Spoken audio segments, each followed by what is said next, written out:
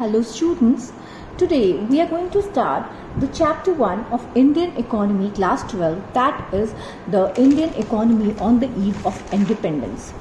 So in this chapter, before discussing anything about the economic scenario that is prevailing today, it would be better that if we study about the purview of the Indian economy, that is when the Britishers they left India. It was a very challenging economy for the newly independent country and the government.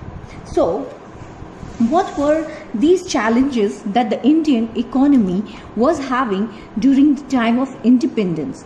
So, first, these are the topics that will be covered in this chapter, that is the agricultural sector, industrial sector, foreign trade, demographic condition, occupational structure and infrastructure.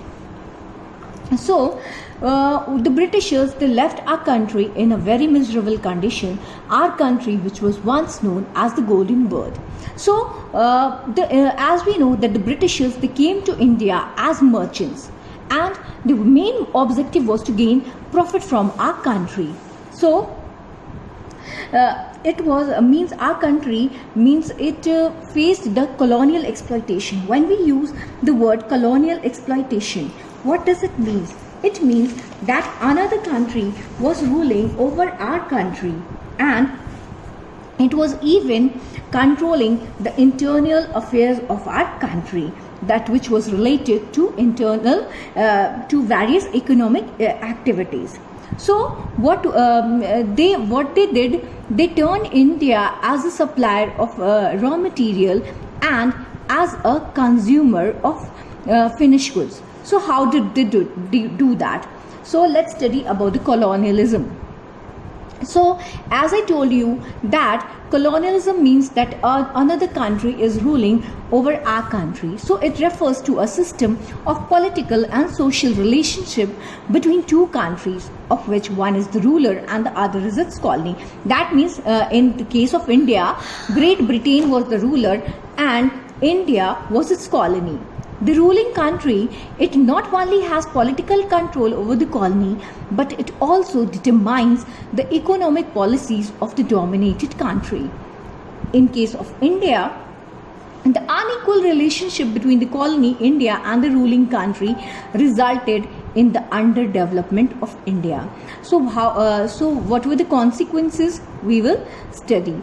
So when the Britishers they left India, there was low level of economic development, and as we know that before the Britishers, India it was well known for its handicraft industries and in the fields of cotton and silk, textile, metal and precious stone works, etc. As we also know about the Silk Route that was between India and China, because our country India is known for all the four varieties of silk, and these products, the products of India, they also enjoyed a worldwide market which was based on the reputation of fine quality of material used and high standard of craftsmanship seen in all imports from India. Then what happened during the British rule? Obviously they came as merchants to India, so their first motto was that they should get a market for themselves, and in order to establish in a market,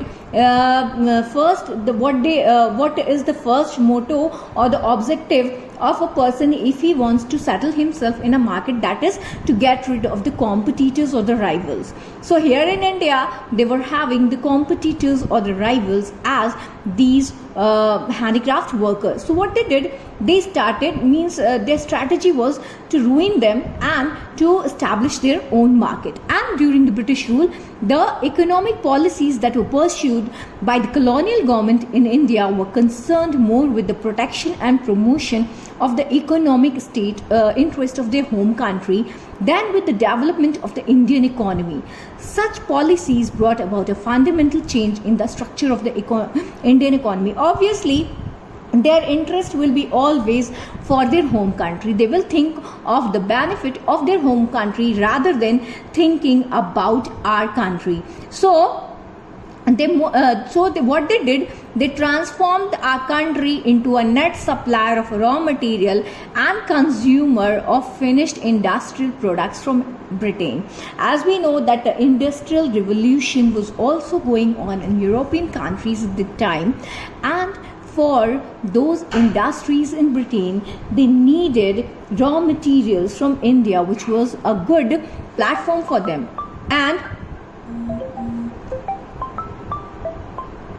And what they did, they took the raw materials from India and they brought the finished goods from Great Britain, so which was sold in the Indian markets. And the country's growth rate during the half past of the 20th century was less than 2%, and the growth rate of the per capita output was only 0.5%, which is a very low growth. Then this colonial government, it never tried to make any attempt to estimate India's national income and or the per capita income. There were some individual attempts which were made by some of the economists at that time. So in them the names that are mainly the names are of Dadabhai Naoroji, William Digby, Findlay Shiraz, V.K. R.V. Rao and R.C. Desai. The measures of V.K. R.V. Rao are considered more precise. Then we are going to discuss about the agricultural sector during the colonial rule. So India's economy under the British colonial rule remained fundamentally agrarian, and about 85% of the country's population, they lived in villages and they were engaged in agricultural activities. So and this however, this agricultural sector, it continued to experience a stagnation and deterioration. Then there was stagnation, means it was a very low growth. Some Indian movies have been also inspired by the agricultural sector, means what the conditions were prevailing in the agricultural sector. So some movies were also inspired with those conditions, as some pictures I showed on my screen. So what were the reasons for the stagnation in the agricultural sector? First of all, the land settlement system. The land settlement system, which was also known as the permanent system or the Jamindari system, it was introduced by the colonial government.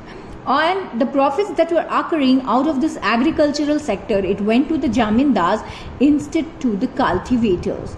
And the main interest of the Jamindars was only to collect rent regardless of the economic condition of the cultivator. Means कि अगर बेचारे land ट्रिलर के पास, pageant के पास production नहीं भी हुआ है, then too also he has to pay the taxes to the zamindars. Then there was one thing more introduced during this time, was the commercialization of agriculture.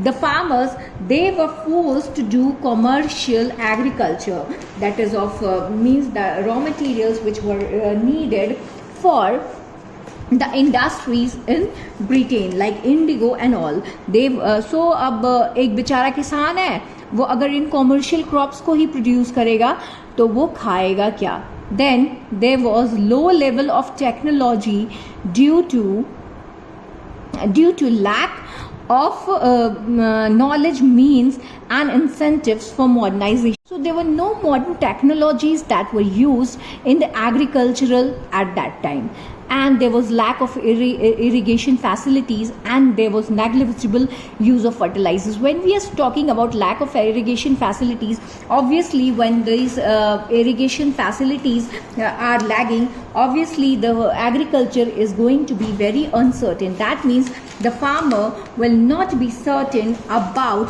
the that what he is going to when we are talking about the lack of irrigation facilities, that means there would be high degree of uncertainty in the agricultural process. That means he is not going to be certain that how much is going to be produced. Then there was dominance of subsistence farming. That means whatever the farmer he used to produce, that was only for the family, means that it was not sold in surplus. Then the next topic that we have is the commercialization. While discussing about the commercialization of agriculture, these are the main points that we need to know, that the British industrialists were always in the need of raw materials like cotton, indigo, jute, groundnut, sugarcane, etc. to keep the factories running. By offering higher prices, the Indian peasants were attracted to production of commercial crops instead of food crops. The extent of commercial agriculture went so far as to make many peasants purchase their food requirements from shops in towns. This fall in production of food crops was responsible for the frequent famines in India during the British Raj, and growing of cash crops instead of food crops. This is called commercialization. That means instead of food crops, they were forced to grow the cash crops. Now we will be discussing about the industrial sector, and before discussing about industrial sector, as I had told you all in my previous lectures also, that their production and productivity at that time were very low. And then when we discuss about the industrial sector, first let us discuss about the features of the industrial sector. And at that time, India could not develop a sound industrial base under the colonial rule, and the country's world famous handicraft industries declined. As I discussed with you before, that why these industries declined? These industries, they declined because they Britishers, they wanted market for themselves. So in order to have the monopoly on the market, they had to destroy these industries, and no commercial modern industrial base was allowed to come up.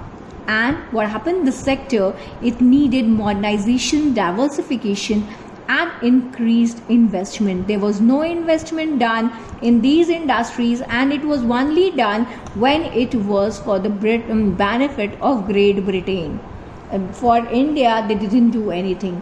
And the primary motive behind this policy of deindustrialization was to reduce India to the status of mere exporter of important raw materials. That means they tried to make India only a exporter of important raw materials for their upcoming modern industries in Britain. And they obviously for those goods they needed a market, and India was a good market for their finished products which were manufactured in these industries in Britain. And the rate of growth of the industrial sector was low, as no help was being provided to these industries by the colonial government. Colonial government enforced discriminatory tariff policy which allowed free export of raw materials from India and free import of final goods from British industry to India. That means whatever raw material that was exported to Great Britain, it was tax free, and whatever was imported from Great Britain, it was also tax free. So obviously when these both are tax free, the goods, the finished goods which will come in Indian market, they will be of cheap rates. And the decline of traditional handicraft industries created massive unemployment in India. So the handicraft industry, since it was ruined, so these people, they became unemployed. And as we know that in the time of the princely states, they used to get land grants, they used to get several prizes from the princely states. So now these people, they came in such a miserable condition that they became unemployed. And the fall in supply of locally made goods created a demand for the import of British goods, much to their advantage. Then we will be discussing about foreign trade in our next class. Only I will give you a short reflection that what we are going to study in the foreign trade. So what we will be studying that since ancient time India was an important trading nation, but due to the restrictive policies of the colonial government, there was adverse effect on the structure, composition and volume of India's foreign trade. These all points will be discussed in our next class.